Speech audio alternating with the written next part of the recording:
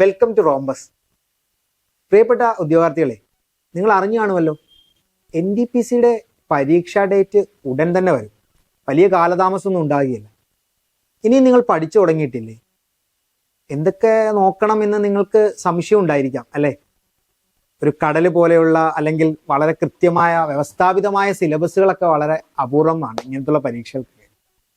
അപ്പോൾ റോംബസിന്റെ നമ്മളുടെ ക്ലാസ്സുകളിനകത്ത്, ഈ സെഷനകത്ത് ഞാൻ വളരെ പ്രധാനമായി ഉദ്ദേശിക്കുന്നത്, ഇനിയും പഠിച്ചു തുടങ്ങിയിട്ടില്ലാത്ത ആളുകൾക്ക് എങ്ങനെ വളരെ എളുപ്പത്തിൽ ഈ കുറഞ്ഞ സമയത്തിനുള്ളിൽ എന്തൊക്കെ നോക്കണമെന്ന് നമുക്ക് വളരെ പെട്ടെന്നൊന്ന് പറഞ്ഞാൽ, ഹിസ്റ്ററിയും കോൺസ്റ്റിറ്റ്യൂഷനും നമുക്ക് എടുക്കാം അല്ലെ.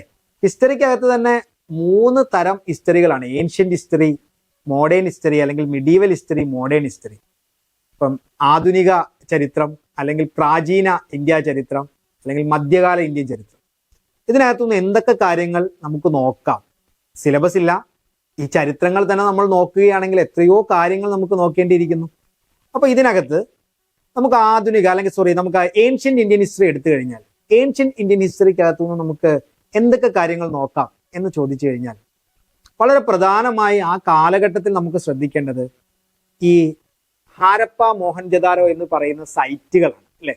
അതായത് സിന്ധു നദീതട സംസ്കാരം അല്ലെങ്കിൽ ഇൻഡസ് വാലി സിവിലൈസേഷൻ. ഈ സിവിലൈസേഷനുമായി ബന്ധപ്പെട്ടിട്ട് ഇതിനകത്തുനിന്ന് വരുന്ന പ്രധാനപ്പെട്ട ചോദ്യങ്ങൾ വരുന്ന ഏരിയ ഞാൻ നിങ്ങൾക്കൊന്ന് വളരെ പെട്ടെന്ന് പറയാം. ഒന്ന്, പല തരത്തിലുള്ള ഇൻവേർഷനുകൾ ഉണ്ടായിട്ടുണ്ട് സ്ഥലങ്ങളിൽ അല്ലെ. അതായത് ഇത് ഓരോന്നും കണ്ടെടുത്ത വർഷങ്ങളുണ്ട്. ഇപ്പൊ ഹാരപ്പ കണ്ടെടുത്തത് ഏത് വർഷം, മോഹൻജദാരോ കണ്ടെടുത്തത് ഏത് വർഷം, ഇങ്ങനെയുള്ള വർഷങ്ങൾ ഒരു പ്രധാനപ്പെട്ട ചോദ്യങ്ങളായിട്ട് ചോദിക്കാറുണ്ട്. 2, ഓരോ സ്ഥലത്ത് നിന്ന്, ഇപ്പൊ ഹാരപ്പയിൽ നിന്ന് നമ്മൾ എന്താണ് കണ്ടെടുത്തത് അല്ലെ. കളിമൺ പ്രതിമ നമ്മൾ എവിടെ നിന്നിട്ടാണ് കണ്ടെടുത്തത്, ഓവ് ചാലുകൾ എവിടെ നിന്നിട്ടാണ് നമുക്ക് കിട്ടിയത്, ഇങ്ങനെയുള്ള ഓരോ സംഭവങ്ങളും എവിടെ നിന്ന്, ഏത് സൈറ്റുകളിൽ നിന്നിട്ടൊക്കെയാണ് നമ്മൾ കണ്ടെത്തിയത് എന്നതൊരു ചോദ്യത്തിന്, അങ്ങനെയുള്ള ചോദ്യങ്ങൾ നമുക്ക് പരീക്ഷയ്ക്ക് ഉണ്ടായേക്കാം. ഇനി 3, അതിനകത്ത് ചോദിക്കാൻ സാധ്യതയുള്ള ഒരു കാര്യം, ഇത് ഏത് നദിയുടെ തീരത്താണ് നിന്നത്, അല്ലെങ്കിൽ ഇപ്പോൾ ഇത് ഏത് സ്ഥലത്താണ് ഇത് ഈ പറയുന്ന പ്രദേശം നിലകൊള്ളുന്നത് എവിടെ എന്നൊരു ചോദ്യം ഉണ്ടാകാം. പിന്നെ 2, പിന്നെ അടുത്ത കാര്യം, ഇത് എവിടെ നിന്നിട്ടൊക്കെയാണ്, അല്ലെങ്കിൽ ആരാണ് ഇതിനെ കണ്ടെത്തിയത്, ഏത് ചരിത്രകാരനാണ് ഇതിനെ കണ്ടെത്തിയത്, ഇത് ഏത് വർഷമാണ് കണ്ടെത്തിയത്. ഇങ്ങനെയുള്ള 4 തരത്തിലുള്ള ചോദ്യങ്ങളാണ് ഇൻഡസ് വാലി സിവിലൈസേഷനിൽ നിന്ന് ഉണ്ടാകാറുള്ളത്. അപ്പം ഒന്നാമത്തെ ഭാഗം ഏതെന്ന് ചോദിച്ചു കഴിഞ്ഞാൽ, ഇത് ഏത് നദീതീരത്താണ് സ്ഥിതി ചെയ്തിട്ടുള്ളത്, അല്ല അത് ഏത് നദിയുമായി ബന്ധപ്പെട്ടിട്ടാണ് ഇത് ഈ സംസ്കാരം നിലകൊണ്ടത് എന്നൊരു ചോദ്യം. 2, ഈ പറയുന്ന പ്രദേശത്ത് നിന്ന്, ഇപ്പൊ ഹാരപ്പലയിൽ നിന്ന്, അല്ലെങ്കിൽ ലോത്തലിൽ നിന്ന്, അല്ലെങ്കിൽ കളിബംഗാളിൽ നിന്നിട്ട് എന്തൊക്കെ കാര്യങ്ങളെയാണ് നമ്മൾ കണ്ടെടുത്തത് എന്ന് പറയുന്ന ഒരു ചോദ്യം. 3, ഇത് ഏത് ചരിത്രകാരനാണ് ഇതിനെ കണ്ടെത്തി തന്നത് എന്നതൊരു ചോദ്യം. പിന്നെ ഇത് ഏത് സംസ്ഥാനത്താണ് നിലവിൽ, ഏത് പ്രദേശത്താണ് എന്നതൊരു ചോദ്യം. അങ്ങനെയുള്ള ചോദ്യങ്ങളാണ് ഇൻഡസ് വാലി സിവിലൈസേഷനിൽ നിന്ന് ഉണ്ടാകാറുള്ളത്. ഇനി അടുത്ത കുറച്ച് ചോദ്യങ്ങൾ വരുന്ന മേഖല ഏതെന്ന് വെച്ച് കഴിഞ്ഞാൽ, പ്രധാനമായും ഇന്ത്യയിൽ പ്രബലമായ ആ ഘട്ടങ്ങളിൽ ഉണ്ടായിരുന്ന 2 മതങ്ങളായിരുന്ന ബുദ്ധ മതം, ജൈന മതവുമായി ബന്ധപ്പെട്ടുള്ള ചോദ്യങ്ങൾ നമുക്ക് പരീക്ഷയ്ക്ക് പ്രതീക്ഷിക്കാം. ഇനി ബുദ്ധമതവുമായി പറയുമ്പോൾ ആ സമയത്തെ മൗര്യ എംപർ, അല്ലെങ്കിൽ ആ സമയത്തെ രാജവംശങ്ങൾ എന്തൊക്കെ തരത്തിലുള്ള പ്രധാനപ്പെട്ട ഇടപെടലുകളാണ് നടത്തിയിട്ടുള്ളത്, ഇപ്പൊ അശോകനെ പറ്റിയിട്ടും, അല്ലെങ്കിൽ അങ്ങനെയുള്ള പ്രധാനപ്പെട്ട ചോദ്യങ്ങൾ, മൗര്യ ഡൈനാസ്റ്റിയെ പറ്റിയിട്ടൊക്കെയുള്ള ചോദ്യങ്ങൾ നമുക്ക് പരീക്ഷയ്ക്ക് പ്രതീക്ഷിക്കാം.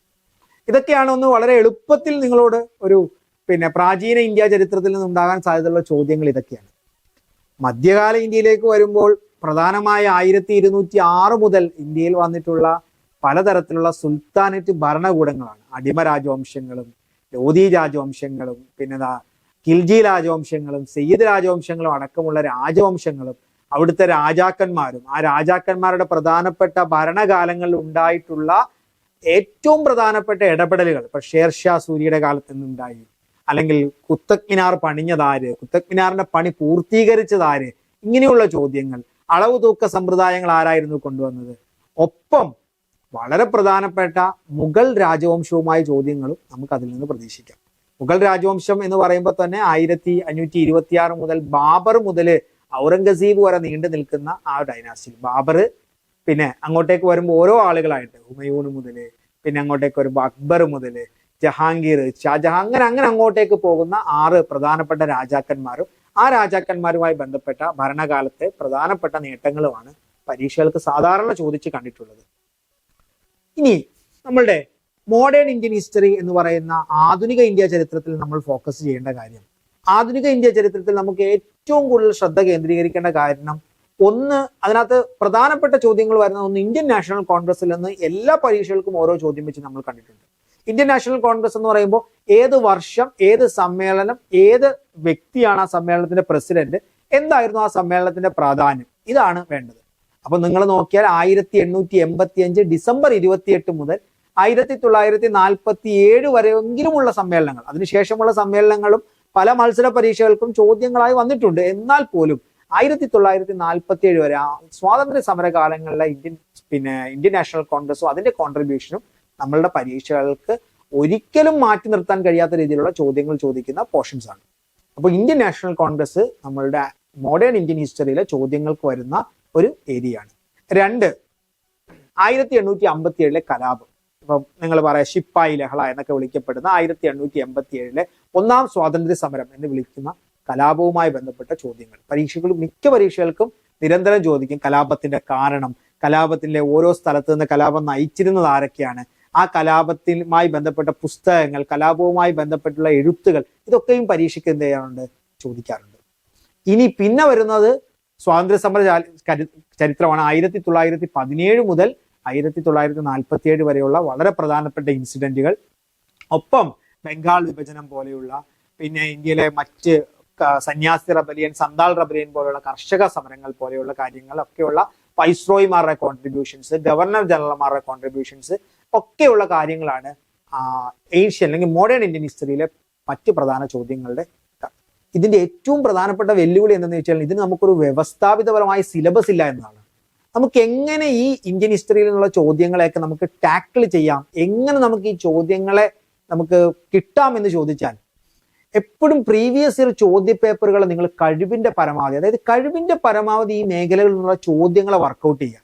ഞാൻ ഇനിയും പഠിച്ചു തുടങ്ങാത്ത ആളുകളോട് പറയുകയാണ്, നിങ്ങൾക്ക് ഇങ്ങനെ കുറേയേറെ ചോദ്യങ്ങൾ വർക്കൗട്ട് ചെയ്താൽ തന്നെ നിങ്ങൾക്ക് ഈ പരീക്ഷയ്ക്ക് വളരെ എളുപ്പത്തിൽ എന്ത് ചെയ്യാൻ കഴിയും, നിങ്ങൾക്ക് വളരെ കോൺഫിഡൻസോട് കൂടി ഒന്ന് പരീക്ഷ എഴുതാൻ സാധിക്കും. കാരണം ഇതിന് ചോദിക്കുന്ന ചോദ്യങ്ങൾ സാധാരണ ഒരു വലിയ പുതിയ ചോദ്യങ്ങൾ എന്നതിനേക്കാൾ ഉപരി ചോദിച്ചുകൊണ്ടിരിക്കുന്ന ചോദ്യങ്ങളാണ് നമ്മൾ മിക്ക പരീക്ഷകൾക്കും കണ്ടിട്ടുള്ളത്. അപ്പോൾ അങ്ങനെ കുറേയേറെ പ്രീവിയസ് ഇയർ ക്വസ്റ്റ്യൻ പേപ്പറുകളെ വർക്കൗട്ട് ചെയ്തുകൊണ്ട് നമുക്ക് മുമ്പിലേക്ക് പോകേണ്ടിയിരിക്കുന്നു. അങ്ങനത്തുള്ള ചോദ്യങ്ങളെ കഴിവിന്റെ പരമാവധി ഉൾക്കൊണ്ട് മുമ്പിലേക്ക് പോകണം. ആ ചോദ്യങ്ങൾ എവിടെ നിന്നൊക്കെ നിങ്ങൾക്ക് കിട്ടാമോ അവിടെ നിന്നിട്ടൊക്കെ നിങ്ങൾ എന്ത് ചെയ്യണം, ആ ചോദ്യങ്ങളെ എന്ത് ചെയ്യണം, എടുക്കുകയും ആ ചോദ്യങ്ങൾ പരിശീലിക്കുകയും ചെയ്യണം. പുതിയ ചോദ്യങ്ങളെ, അതുപോലെ വർക്ക് ചെയ്തിരുന്ന പഴയ ചോദ്യങ്ങളെ തന്നെ ആ ചോദ്യങ്ങളുമായി ബന്ധപ്പെട്ടുള്ള ഒരു രീതിയാണ് ഇനി നമുക്ക് സാധ്യമാകുക. ഓക്കെ, കാരണം വളരെ ചുരുക്കം ദിവസങ്ങൾ മാത്രമേ നമുക്ക് ഉണ്ടാവുകയുള്ളൂ പരീക്ഷയിലേക്ക്. അപ്പോൾ അതുകൊണ്ട് തന്നെ ഇങ്ങനെയുള്ളൊരു സ്റ്റഡി രീതിയിലേക്ക് നിങ്ങൾ വരണം. വളരെ എളുപ്പത്തിൽ ഇന്ത്യൻ ഭരണഘടനയിൽ നിന്നുള്ള കുറച്ച് ചോദ്യങ്ങൾ വരുന്ന ഏരിയകൾ കൂടി പറഞ്ഞു കഴിഞ്ഞാൽ, ഒന്ന്, ഇന്ത്യൻ ഭരണഘടനയിൽ കോൺസ്റ്റിറ്റ്യൂവന്റ് അസംബ്ലിയാണ് ഒരു ചോദ്യങ്ങൾക്ക് ആധാരമായ ഒരു ഭരണഘടനാ നിർമ്മാണ സഭ, ഭരണഘടനയുടെ പിന്നെ ചെയർമാൻ, പിന്നെ ഭരണഘടനയുമായി ബന്ധപ്പെട്ട പല കമ്മിറ്റികൾ ഉണ്ടായിരുന്നു, അതിന്റെ ചെയർമാൻമാർ. ഇതൊക്കെയാണ് ഒരു ചോദ്യങ്ങളിലേക്ക് വരുന്നത്. ഇനി ഭരണഘടനയുടെ മറ്റൊരു ചോദ്യങ്ങളുടെ ആധാരം 3 കാര്യങ്ങൾ. ഒന്ന്, fundamental rights, directive principles, fundamental duties, അതായത് മൗലിക അവകാശങ്ങൾ, പിന്നെ ഡയറക്റ്റീവ് പ്രിൻസിപ്പിൾസ് അഥവാ നിർദ്ദേശക തത്വങ്ങൾ, മൗലിക കടമകൾ. ഇതിൽ നിന്ന് മിക്ക പരീക്ഷകൾക്കും ചോദ്യങ്ങൾ ഉണ്ടാവാറുണ്ട്. ഈ 3 കാര്യങ്ങൾ പഠിച്ചാൽ നമുക്ക് കുറച്ച് ചോദ്യങ്ങൾ 1-2 ചോദ്യങ്ങളിലേക്ക് നമുക്ക് കിട്ടാൻ സാധ്യതയുണ്ട്. പിന്നെ ഭരണഘടന എന്ന് പറയുമ്പോൾ തന്നെ നിങ്ങൾക്കറിയാം, വലിയൊരു ചോദ്യങ്ങളുടെ ഒരു എങ്ങനെ വേണമെങ്കിലും ചോദ്യം ചോദിക്കാൻ കഴിയുന്ന ഒരു സാധനമായതുകൊണ്ടിട്ട് ആർട്ടിക്കിളുകൾ, പാർട്ടും ഷെഡ്യൂളും നന്നായി പഠിക്കുകയും, ആർട്ടിക്കിൾ തന്നെ നമുക്ക് 400-500ഓളം അടുപ്പിച്ച് ആർട്ടിക്കിളുകൾ ഉള്ളത് കൊണ്ട് തന്നെ അതിൽ മുൻ വർഷങ്ങളിൽ ചോദിച്ചിട്ടുള്ള അല്ലെങ്കിൽ വളരെ പ്രധാനപ്പെട്ട, ഇപ്പൊ ഇലക്ഷൻ കമ്മീഷനുമായി ബന്ധപ്പെട്ട ആർട്ടിക്കിൾ, പബ്ലിക് സർവീസ് കമ്മീഷനുമായി ബന്ധപ്പെട്ട ആർട്ടിക്കിൾ ഏത്, ഇന്ത്യൻ പ്രസിഡന്റുമായി ബന്ധപ്പെട്ട ആർട്ടിക്കിൾ ഏത്, അങ്ങനെ വളരെ പ്രധാനപ്പെട്ട ആർട്ടിക്കിളുകൾ തൽക്കാലം നമുക്ക് ഓർത്തു വെച്ചിട്ട് പരീക്ഷയിലേക്ക് പോകാൻ സാധിക്കും. പിന്നെ അമെന്മെന്റുകളാണ്, അഥവാ ഭരണഘടനാ ഭേദഗതിയാണ്. 105-106ഓളം ഭേദഗതികളുണ്ട്. ഇതിൽ നിന്ന് ഏതെങ്കിലും ഒരു ഭേദഗതി പരീക്ഷയ്ക്ക് ചോദിക്കാറുണ്ട്.